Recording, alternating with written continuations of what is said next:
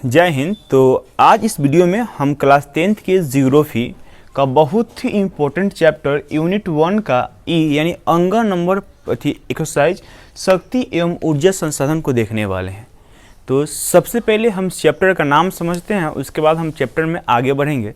सबसे पहले ध्यान देते हैं कि आपका यहाँ पे शक्ति है और यहाँ पे क्या है, तो संसाधन है। तो सबसे पहले संसाधन किसे कहते हैं, तो आप लोग को पता होगा कि वे सारी वस्तुएं जो हमारी आवश्यकताओं को पूरा करती है उसे क्या कहते हैं, तो संसाधन कहते हैं। क्या बोलें, ध्यान से सुनिएगा कि वे सारी वस्तुएं जो हमारी आवश्यकताओं को पूरा करती है उसे क्या कहते हैं, संसाधन कहते हैं।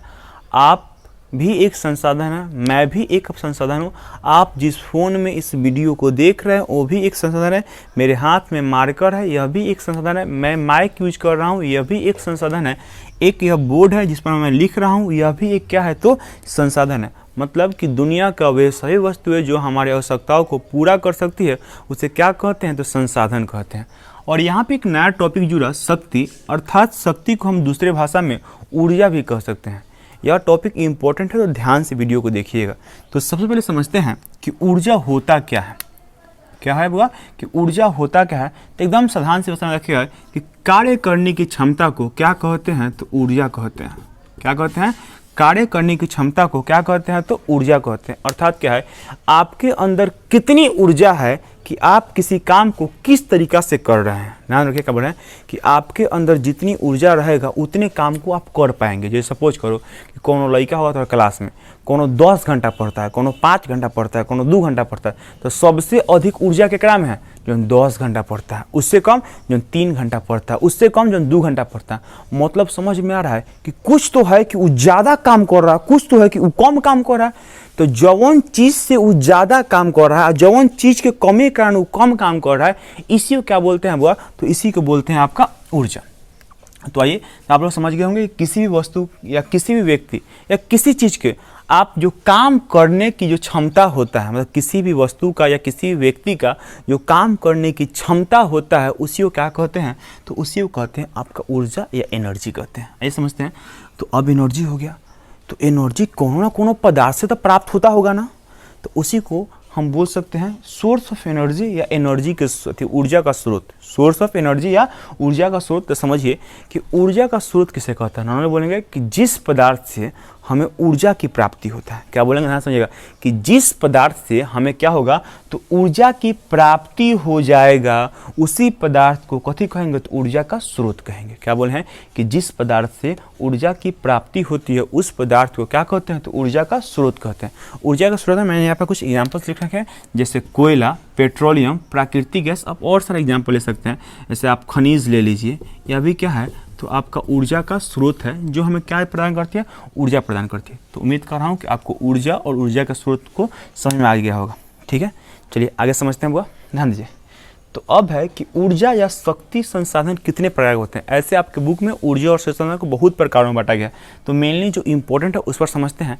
देखिए कि जो आपका शक्ति संसाधन होता है वह मुख्य रूप से, ध्यान रखिएगा, मैं यहाँ पे बोल रहा हूँ कि मुख्य रूप से क्या प्रकार होती है, 2 प्रकार होती है। एक होती है वह परंपरागत ऊर्जा का स्रोत और एक होता है गैर परंपरागत ऊर्जा का स्रोत। क्या बोले हैं कि परंपरागत ऊर्जा का स्रोत और एक आपका गैर पारंपरिक ऊर्जा का स्रोत। अब कोई पूछेगा कि परंपरा क्या कहेंगे, आपका किसे कहेंगे कि पारंपरिक है कि गैर पारंपरिक है। आप ध्यान से समझिए, आप हमको बताओ, जैसे आप सुनते होइएगा कि जो हई बात बानू कि ई परंपरा से चल के आवता, मतलब बहुत पुरान बा आज ले चलता। आ सुनते होगा है गैर पारंपरिक काम है। जैसे समझो अपना रियल लाइफ एग्जाम्पल हो, जैसे अब बताओ सपोज कर कि आपका बियाह होगा। क्या होगा बुआ, आपका बियाह होगा, तो आपका बियाह के लिए पहले अगुआ आएगा। क्या आएगा, अगुआ आएगा, फिर देखा सुनी होगा, फिर छेका होगा, फिर मानो तोर तिलक जाएगा, फिर बारात जाएगा, तोर गांव टोला के लोग बारात जाएगा, वहाँ भोज खाएगा, फिर तू लड़के के लेके आएगा। तो ये एगो हो गया परंपरा के अनुसार से बियाह, जो आज से नहीं चल रहा है। तोहर पापा के बियाह वहीं भेल होगा, तोहर दादा के बियाह वहीं भेल होगा, तोहर परदादा के बियाह वहीं भेल होगा। मतलब कि ये बहुत दिन से सिलसिला चल रहा है बियाह का। अब है आपका लव मैरिज बियाह। तो जो लव मैरिज ब्याह हुआ ये आपका नायका जमाना का ब्याह है। तो ये है गैर परंपरागत ब्याह, मतलब गैर पारंपरिक है, ये आपका पारंपरिक नहीं है। तो समझिएगा कि पारंपरिक का मतलब ही होता है कि क्या तो पुराना जमाना चल के आ रहा है, और गैर पारंपरिक मतलब नयका जमाना का है।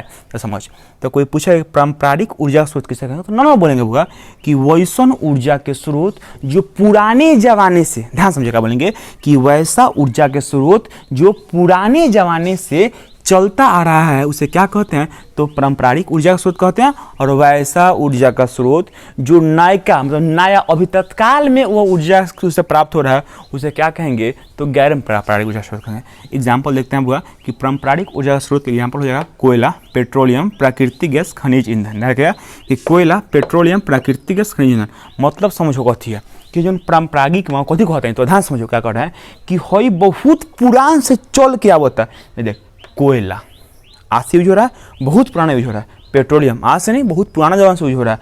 प्राकृतिक गैस वो भी क्या है, तो आपका बहुत पुराना जमाना से यूज हो रहा है। तो इस जौन पुरान समय से यूज होगा था ओकरा हम पारंपरिक ऊर्जा स्रोत, और जौन नया नया तत्काल यूज होगा था उसे कथी कहेंगे, तो अब गैर पारंपरिक ऊर्जा स्रोत कहेंगे।